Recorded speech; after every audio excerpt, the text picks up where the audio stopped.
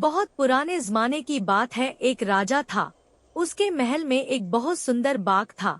बाग में तरह तरह के फूलों के पौधे और अनेक प्रकार के मीठे फलों के पेड़ थे।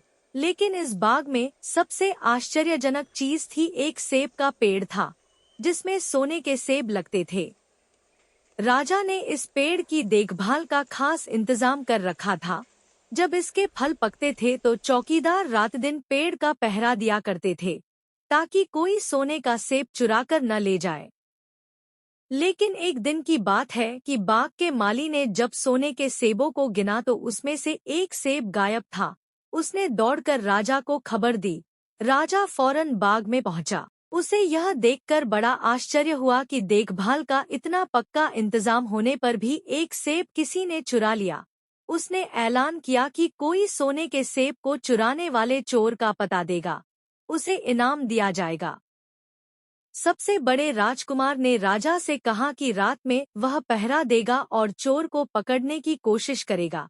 राजा ने उसको इसकी इजाजत दे दी।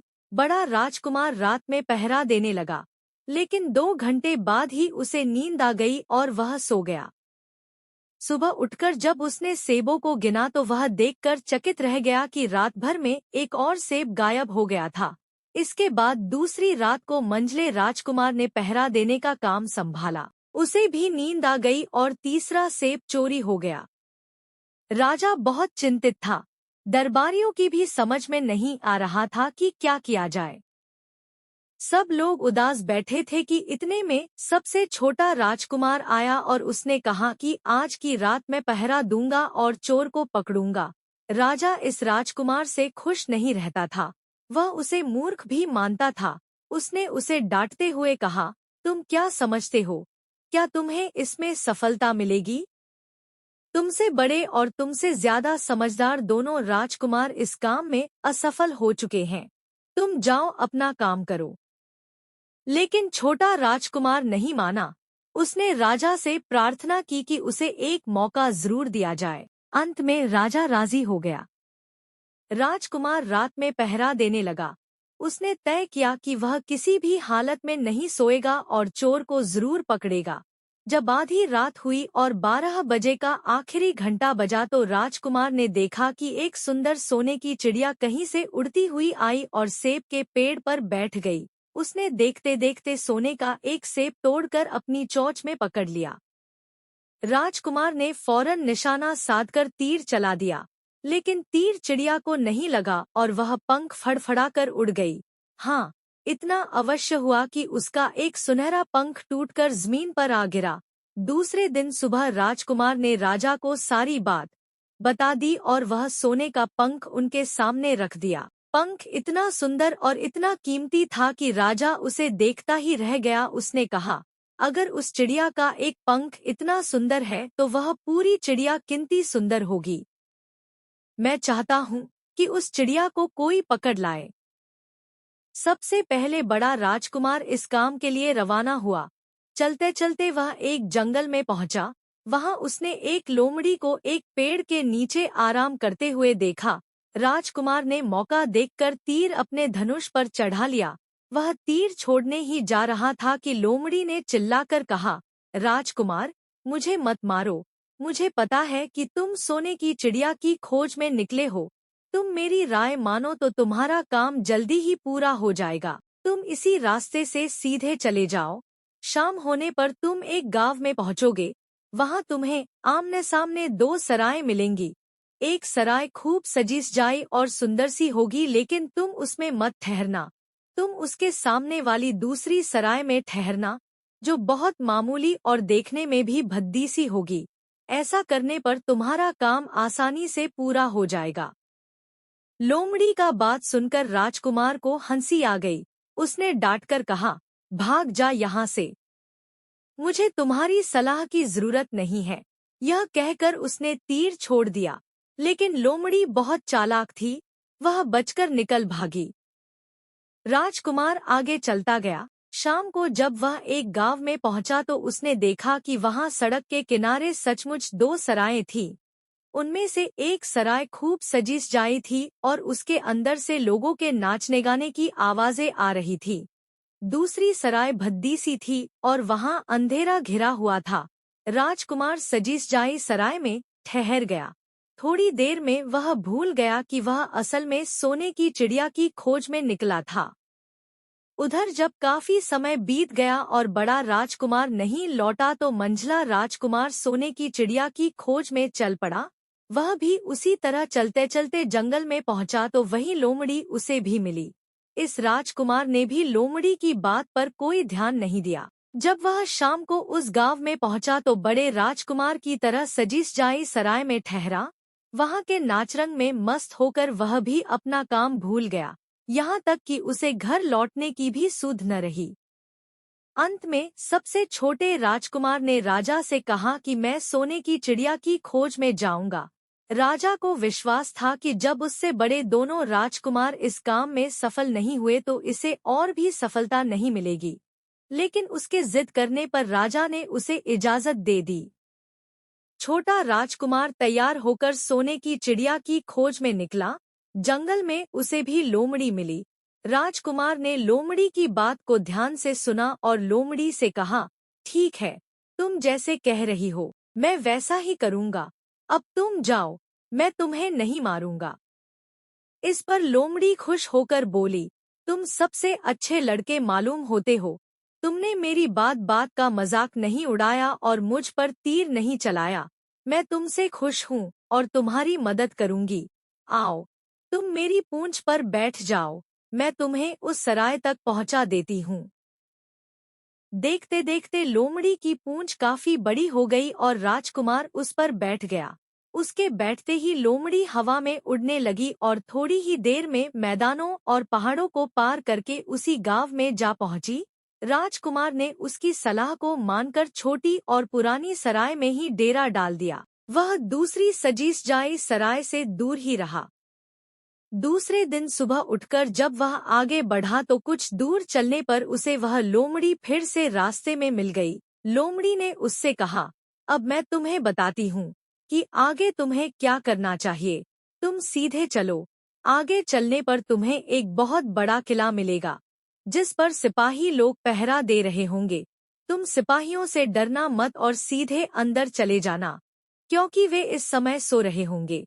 तुम बेधड़क होकर किले में घुसते चले जाना और उनके कमरों को पार करते हुए उस जगह पहुंच जाना जहां लकड़ी के एक मामूली से पिंजरे में सोने की चिड़िया बंद है। तुम चिड़िया को पिंजरे सहित उठाकर किले से बाहर ले आना। लेकिन एक बात याद रखना, चिड़िया के पिंजरे के पास ही एक बहुत सुंदर सा सोने का पिंजरा भी रखा होगा। तुम भूलकर भी चिड़िया को उस पिंजरे में मत रखना, मगर तुम उसे लकड़ी के पिंजरे में से निकालकर सोने के पिंजरे में रखने की कोशिश करोगे तो बाद में पछताओगे। यह कहकर लोमड़ी ने राजकुमार को फिर से अपनी पूंछ पर बिठाया और थोड़ी ही देर में उसको किले के पास पहुंचा दिया। राजकुमार ने किले का पास जाकर देखा कि सचमुच उसके पहरेदार सो रहे थे। वह बिना डरे सीधा महल में घुस गया और थोड़ी ही देर बाद वह उस कमरे में जा पहुंचा जहां सोने की चिड़िया एक पिंजरे में बैठी हुई थी। पिंजरे के पास ही सोने के 3 सेब पड़े हुए थे। इन सेबों को देखकर राजकुमार ने फौरन पहचान लिया कि ये सेब उसके पिता के बाग के ही थे। सोने की चिड़िया इतनी सुंदर थी कि राजकुमार उसको देखता ही रह गया। वह उसको उठाकर लाने ही वाला था कि उसकी नजर पास ही पड़े एक सुंदर से पिंजरे पर पड़ी। वह पिंजरा बहुत सुंदर था और उसमें तरह तरह के कीमती पत्थर जड़े हुए थे। सोने की चिड़िया के लिए वही पिंजरा ठीक मालूम पड़ता था। राजकुमार लोमड़ी की बात को भूल गया और उसने सोने की चिड़िया को लकड़ी के पिंजरे से निकालकर सोने के पिंजरे में बंद कर दिया। लेकिन नए पिंजरे में आते ही चिड़िया ने खूब जोर जोर से शोर मचाना शुरू कर दिया। राजकुमार पिंजरे को उठाकर कमरे से बाहर भी नहीं निकल पाया था कि बहुत से सिपाही कमरे में घुस आए और उन्होंने राजकुमार को पकड़ लिया। अब राजकुमार को अपनी भूल का पता चला।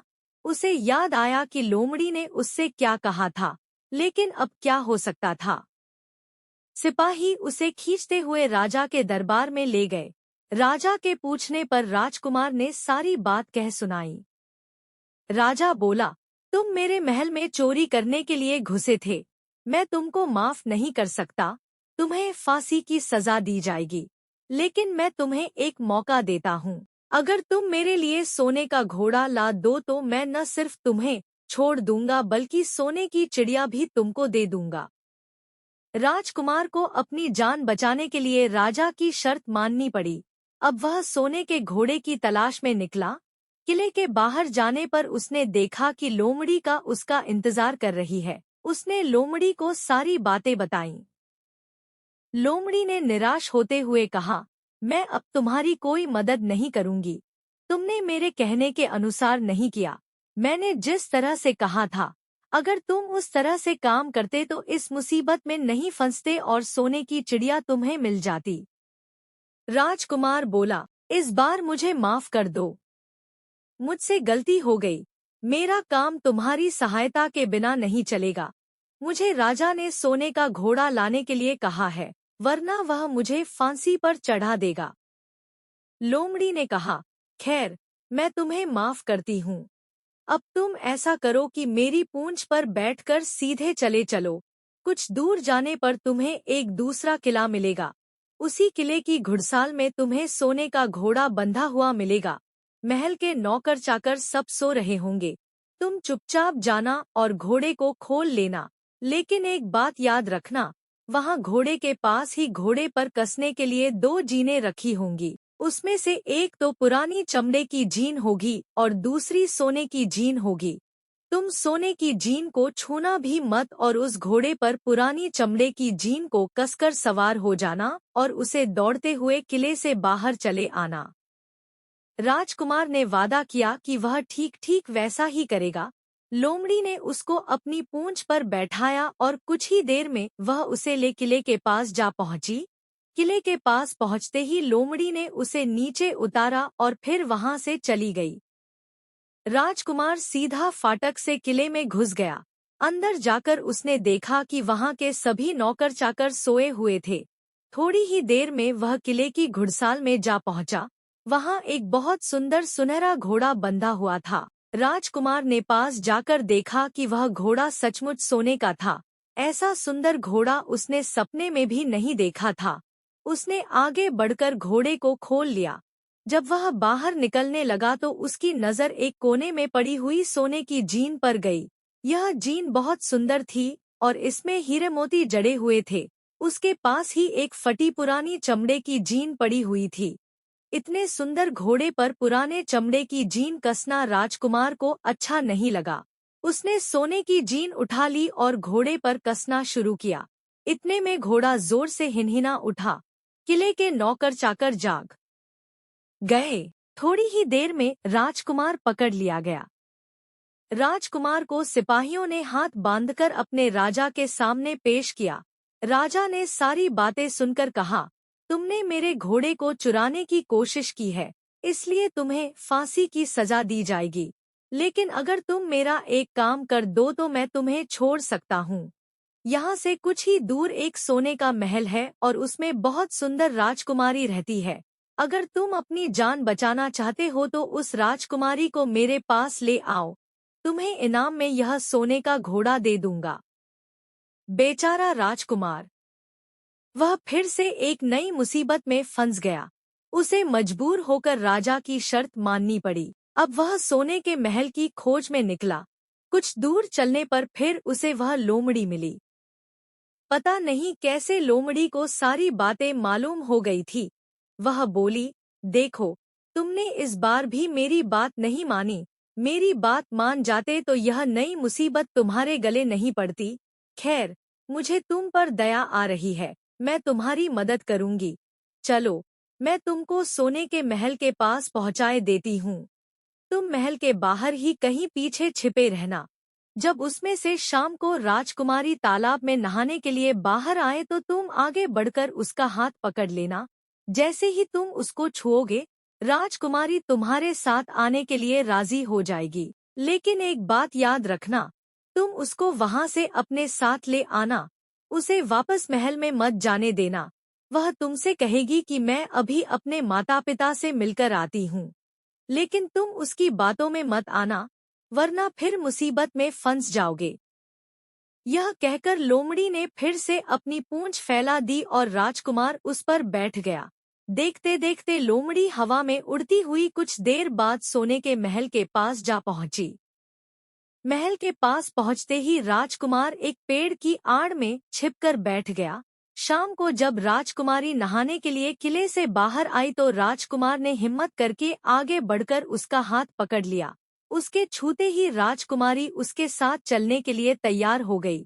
वह बोली, राजकुमार, तुम मुझे जहाँ भी ले जाना चाहोगे मैं तुम्हारे साथ चलूंगी, लेकिन मुझे थोड़ी देर के लिए अपने माता पिता से मिलाने दो। राजकुमार ने कहा, नहीं, यह नहीं होगा, तुम्हें तुरंत मेरे साथ चलना पड़ेगा। लेकिन राजकुमारी रोने लगी। इतनी सुंदर राजकुमारी को रोते देखकर राजकुमार का मन पिघल गया। अंत में वह राजी हो गया और बोला, जाओ, थोड़ी देर के लिए माता पिता से मिलाओ, लेकिन फिर तुरंत बाहर चली आना। लेकिन राजकुमारी ने जैसे ही किले में पैर रखा, किले के पहरेदार जाग गए और उन्होंने राजकुमार को पकड़ लिया। राजकुमार बहुत पछताया, लेकिन अब क्या हो सकता था। सिपाहियों ने उसे अपने राजा के सामने पेश किया। राजा बहुत निराश था। उसने उसी वक्त हुक्म दिया, इस राजकुमार को फौरन फांसी पर चढ़ा दिया जाए। यह सुनकर राजकुमार रोने गिड़गिड़ाने लगा। इस पर राजा ने थोड़ी देर विचार करने के बाद कहा, मैं अपनी आज्ञा वापस नहीं ले सकता, लेकिन अगर तुम मेरा एक काम कर दो तो तुम्हारी जान बच सकती है। हमारे किले के ठीक सामने यह जो बड़ा पहाड़ है, इसके कारण हमारे किले की सुंदरता नष्ट होती है। अगर तुम 8 दिन में इस पहाड़ को खोदकर साफ कर दो तो हम तुम्हें क्षमा कर देंगे और राजकुमारी का विवाह तुम्हारे साथ कर देंगे। राजकुमार किले के बाहर आकर पहाड़ को देखने लगा।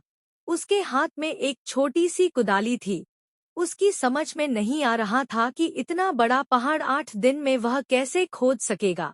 फिर भी उसे अपनी जान तो बचानी ही थी, इसलिए वह पहाड़ खोदने लगा। धीरे धीरे 7 दिन बीत गए। इतने दिन तक लगातार खोदने पर भी पहाड़ का सिर्फ एक कोना ही खोद सका। वह दुखी होकर बैठ गया। उसे अब अपने पर बहुत अधिक क्रोध आ रहा था। वह मन में कहने लगा कि अगर मैंने लोमड़ी की बात मान ली होती तो कितना अच्छा होता। लोमड़ी ने मुझको हर बार ठीक सलाह दी और मैं हर बार उसका कहना न मानकर नई से नई मुसीबत में फंस जाता हूँ। राजकुमार इस तरह सिर झुकाए बैठा था कि अचानक उसे अपने पैरों के पास लोमड़ी की पूंछ हिलती दिखाई दी। उसने नजर उठाकर देखा, सचमुच वही लोमड़ी खड़ी थी।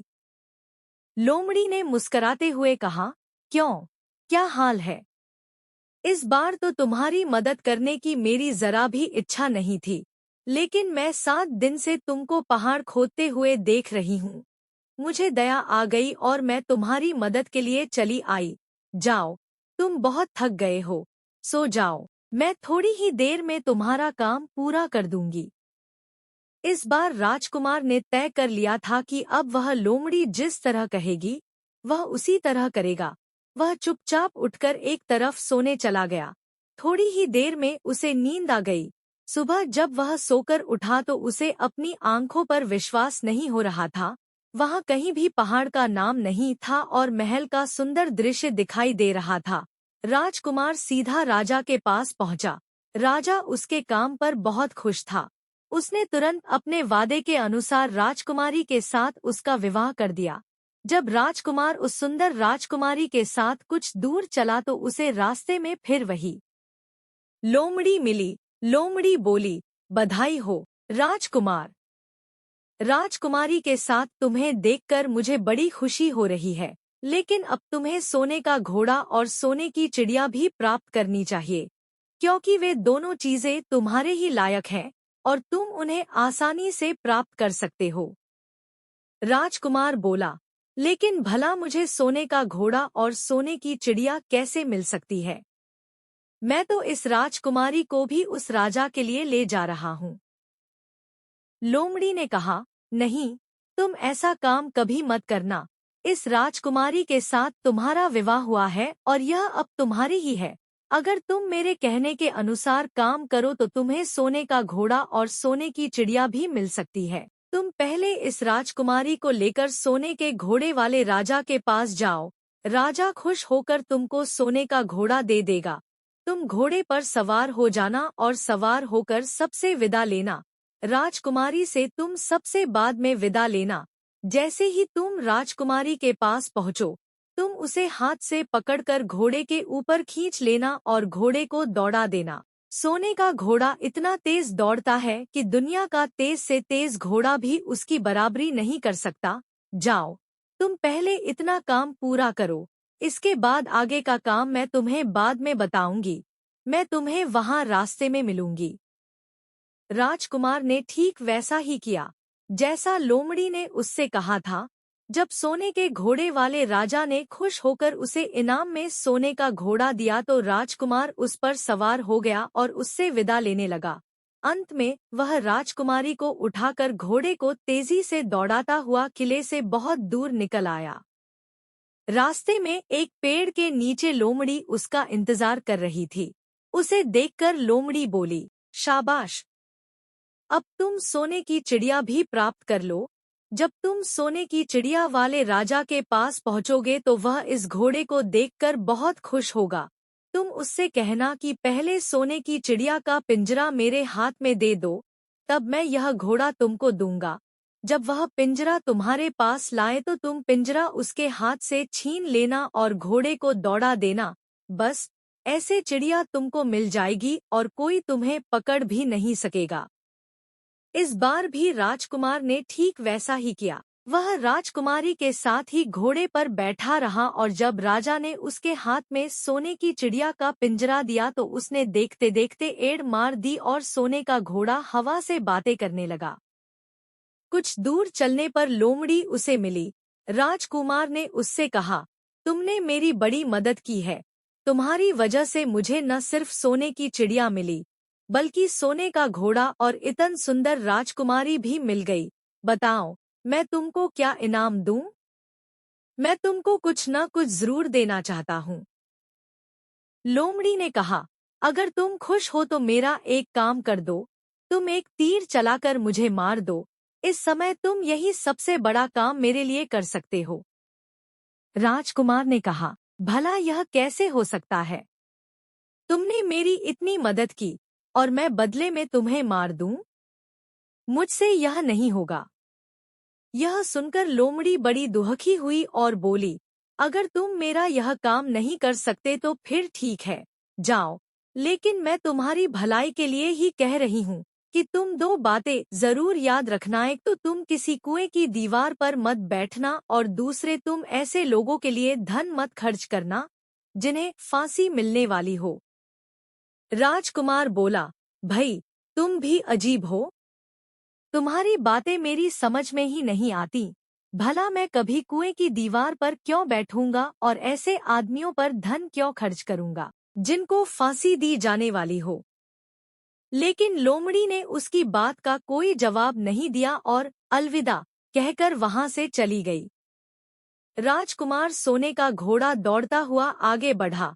राजकुमारी उसके साथ ही बैठी हुई थी और सोने की चिड़िया का पिंजरा उसके हाथ में था। कुछ ही देर में राजकुमार उस छोटे गांव में जा पहुंचा जिसमें वे दोनों सराएं थीं। गांव के लोग और खास तौर से बच्चे उसको देखने के लिए बाहर निकल आए। सोने के घोड़े पर इतने सुंदर राजकुमार के साथ बैठी एक राजकुमारी को देखकर सभी लोग चकित थे।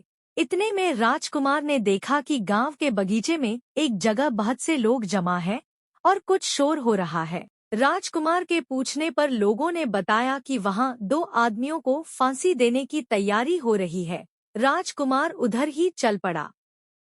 वहां पहुंचने पर उसने पहचान लिया कि जिन आदमियों को फांसी दी जाने वाली थी वे और कोई नहीं बल्कि उसके ही भाई थे। वे लोग तब से उसी सजीसजाए सराय में रह रहे थे और तरह तरह के बुरे काम करते थे। वे जुआ भी खेलते थे और जुए में बहुत सा धन हार चुके थे। उन्होंने लोगों से बहुत सा रुपया भी उधार लिया था। इन्हीं सब बातों से चिढ़कर अब गांव वाले उन्हें फांसी पर चढ़ाने जा रहे थे।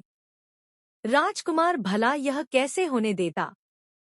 उसने लोगों से कहा कि मुझसे रुपया ले लो और इन लोगों को छोड़ दो। उसके बहुत कहने सुनने पर लोग राजी हो गए और उन्होंने उन दोनों आदमियों को रिहा कर दिया।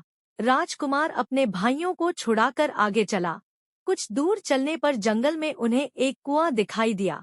इस पर राजकुमार के कुछ देर कुएं के पास आराम करते हैं, वहां ठंडा पानी पीने के बाद हम लोग आगे चलेंगे। राजकुमार राजी हो गया। अब तक वह यह भी भूल चुका था कि लोमड़ी ने विदा होते समय उससे क्या कहा था। वह घोड़े से उतरकर कुएं की दीवार पर बैठ गया और आराम करने लगा। उसके दोनों भाइयों ने मौका देखकर उसे कुएं में धकेल दिया। इसके बाद उन्होंने घोड़े पर राजकुमारी को डाला और सोने की चिड़िया का पिंजरा उठाया और वहां से चलते बने।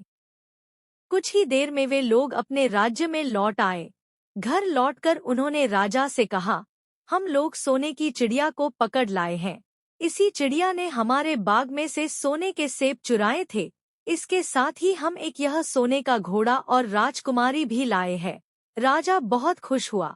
सारे राज्य के लोग खुशियां मनाने लगे। लेकिन राजकुमारी खुश नहीं थी। वह बराबर रोती रहती थी। उसने खाना पीना छोड़ दिया। यही नहीं, घोड़े ने भी दाना पानी बंद कर दिया और सोने की चिड़िया भी उदास रहने लगी। राजा ने बहुत कोशिश की, लेकिन न तो वह राजकुमारी खुश हुई और न सोने के घोड़े और सोने की चिड़िया ने दाना खाना शुरू किया। उधर छोटा राजकुमार कुएं में गिर गया था, लेकिन वह मरा नहीं। कुआं बहुत गहरा था, लेकिन उसमें पानी बहुत थोड़ा था। वह कुएं में बैठा बैठा अपने भाग्य को कोसता रहा। अब उसे फिर उसी लोमड़ी की याद आई और वह पछताने लगा कि अगर मैंने उसका कहना मान लिया होता तो मैं मुसीबत में न फंसता। राजकुमार ने जैसे ही लोमड़ी को याद किया, लोमड़ी न मालूम कैसे कुएं के मुंह पर आ पहुंची और बोली, देखो राजकुमार, मैंने पहले ही तुम्हें समझाया था कि किसी कुएं की दीवार पर मत बैठना और ऐसे आदमियों की मदद मत करना जिन्हें फांसी दी जाने वाली हो, लेकिन तुम नहीं माने। खैर, चलो अब आखिरी बार मैं फिर तुम्हारी मदद किए देती हूँ। लो मेरी पूंछ पकड़कर कुएं से बाहर निकल जाओ। यह कहकर लोमड़ी ने अपनी पूंछ कुएं में लटका दी। देखते देखते पूंछ इतनी लंबी हो गई कि कुएं के पेंदे में पड़े राजकुमार के पास तक जा पहुंची। राजकुमार उसे पकड़कर कुएं से बाहर निकल आया। लोमड़ी ने उससे कहा, जाओ, अब तुम अपने घर जाओ, लेकिन जरा होशियार रहना। तुम्हारे भाई तुम्हारी जान के दुश्मन हैं। वे लोग जरूर तुमको ढूंढ रहे होंगे। राजकुमार घर की ओर चल पड़ा। अपने राज में पहुंचने पर उसे एक भिखारी मिला। भिखारी को उसने अपने सुंदर कपड़े दान में दे दिए और उनके भद्दे पुराने कपड़े पहन लिए। इस तरह भेष बदलकर वह अपने किले में पहुंचा। वहां उसके पहुंचने पर एक बड़ी आश्चर्यजनक बात आई। सोने का घोड़ा खुशी से हिनहिनाने लगा और दाना खाने लगा। सोने की चिड़िया भी अपने पिंजरे में खुशी से फुदकने लगी और गाना गाने लगी।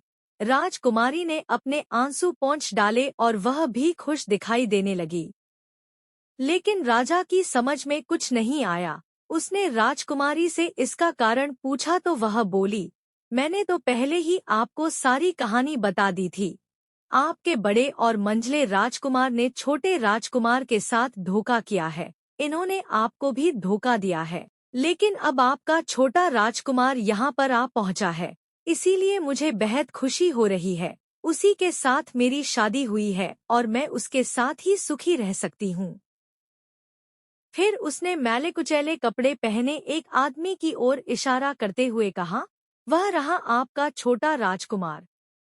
राजा ने भी अपने छोटे लड़के को पहचान लिया। अब राजा ने अपने छोटे बेटे के बारे में अपने विचार बदल दिए। अब वह उसको बहुत समझदार और बहादुर मानने लगा और उससे बहुत अधिक प्यार करने लगा। उसने उसको राजगद्दी पर बिठाने का निश्चय किया। बड़े और मंझले राजकुमार ने अपने छोटे भाई को ही धोखा नहीं दिया था, बल्कि राजा को भी धोखा दिया था। इससे राजा उनसे बहुत नाराज था। उसने उन दोनों को अपने राज्य से निकलवा दिया। इसके बाद बड़ी धूमधाम के साथ राजकुमारी के साथ राजकुमार का विवाह हुआ और दोनों सुख से रहने लगे। लेकिन राजकुमार उस लोमड़ी को नहीं भूला था जिसने उसकी सहायता की थी। एक दिन समय निकालकर वह जंगल में उस लोमड़ी की खोज में निकला।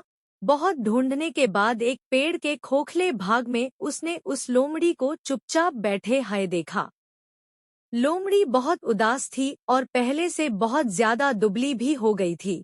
राजकुमार को देखते ही लोमड़ी ने उसे पहचान लिया और कहा, आह, कहो राजकुमार, आज इधर कैसे भूल पड़े।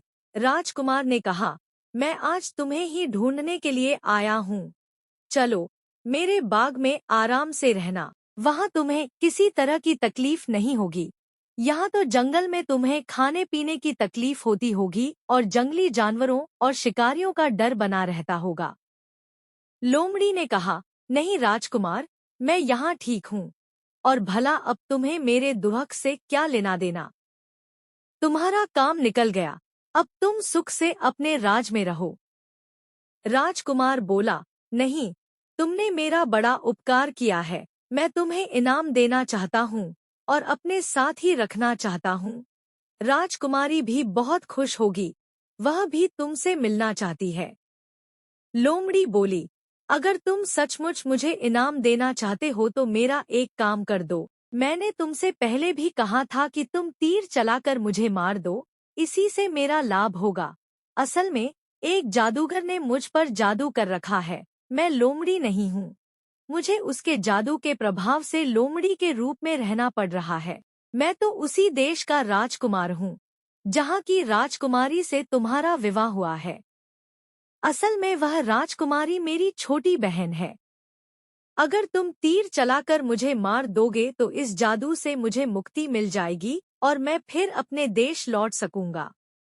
राजकुमार को यह सुनकर बड़ा आश्चर्य हुआ। उसने फौरन अपने धनुष पर तीर चढ़ाया और लोमड़ी की ओर छोड़ दिया। तीर के लगते ही लोमड़ी मर गई और उसमें से एक सुंदर सा राजकुमार निकल आया। फिर दोनों राजकुमार आपस में गले मिले। इसके बाद दोनों राजकुमार वापस महल में लौट आए। वहां राजकुमारी अपने भाई से मिलकर बहुत खुश हुई।